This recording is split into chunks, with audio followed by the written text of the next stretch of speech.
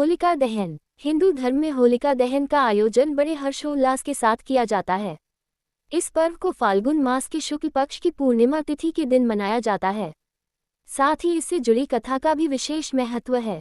हिंदू धर्म में कई प्रमुख व्रत एवं त्योहार हर्षोल्लास के साथ मनाए जाते हैं, जिनमें होली पर्व का विशेष महत्व है। होली पर्व की शुरुआत वास्तव में होलिका दहन से होती है। धार्मिक मान्यताओं के अनुसार होलिका दहन पर्व को बुराई पर हुई अच्छाई की जीत के रूप में धूमधाम से मनाया जाता है। पुराणों में होलिका दहन के संदर्भ में नारायण भक्त प्रहलाद की कथा को वर्णित किया गया है, जिसमें बताया गया है कि कैसे अत्याचारी राजा हिरण्यकशिपु ने पुत्र की हत्या के लिए षड्यंत्र रचा था, जो भगवान नारायण की कृपा से सफल नहीं हो पाया। भारत के विभिन्न हिस्सों में होलिका दहन को छोटी होली और होलिका दीपक के नाम से भी जाना जाता है। साथ ही इस पर्व के आध्यात्मिक और वैज्ञानिक कारण दोनों छिपे हुए हैं। कब और कैसे मनाई जाती है होलिका? हिंदू पंचांग के अनुसार प्रत्येक वर्ष फाल्गुन मास के शुक्ल पक्ष की पूर्णिमा तिथि पर प्रदोष काल में होलिका दहन का आयोजन किया जाता है। यह आयोजन गांव या मोहल्ले की किसी खुली जगह पर किया जाता है। खास लकड़ियों से तैयार की गई चिता पर गोबर से बने होलिका और भक्त प्रहलाद को स्थापित किया जाता है, जिसे गुलारी या बड़कुल्ला के नाम से जाना जाता है।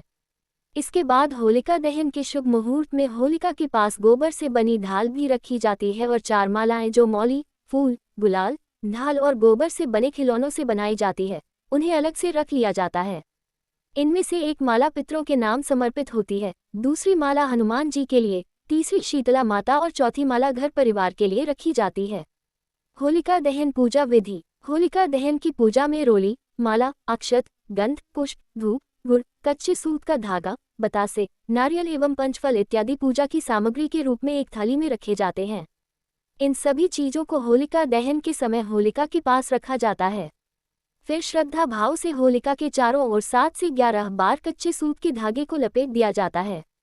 होलिका दहन के बाद सभी सामग्रियों को एक एक करके होलिका में आहुति दी जाती है और फिर जल से अर्घ्य प्रदान किया जाता है। इसके पश्चात होलिका दहन के बाद पंचफल और चीनी से बने खिलौने इत्यादि को आहुति के रूप में समर्पित करने का विधान है। होलिका दहन की कथा। किंवदंतियों के अनुसार पृथ्वी पर हिरण्यकशिपु नामक एक राजा शासन करता था, जो भगवान विष्णु का सबसे बड़ा शत्रु माना जाता था। उसने अपने राज्य में सभी को यह आदेश किया था कि कोई भी ईश्वर की पूजा नहीं करेगा। लेकिन उसका पुत्र प्रहलाद भगवान विष्णु का परम भक्त था। जब हिरण्यकशिपु ने अपने पुत्र को भगवान की पूजा करते हुए देखा तो उससे सहा नहीं गया और अपने ही पुत्र को दंड देने की ठान ली।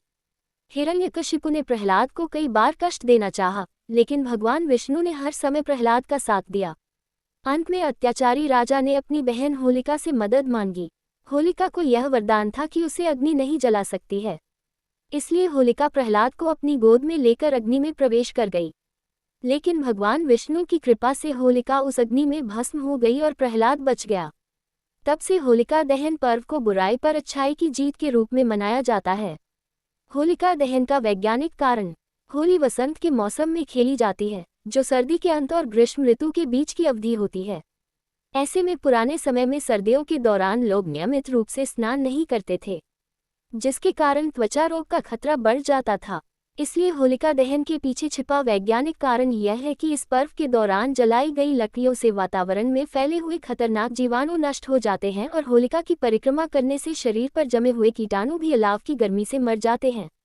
वहीं देश के कुछ हिस्सों में होलिका दहन के बाद लोग अपने माथे और शरीर पर होलिका की राख लगाते हैं, जिसे मानसिक और शारीरिक स्वास्थ्य के लिए अच्छा माना जाता है।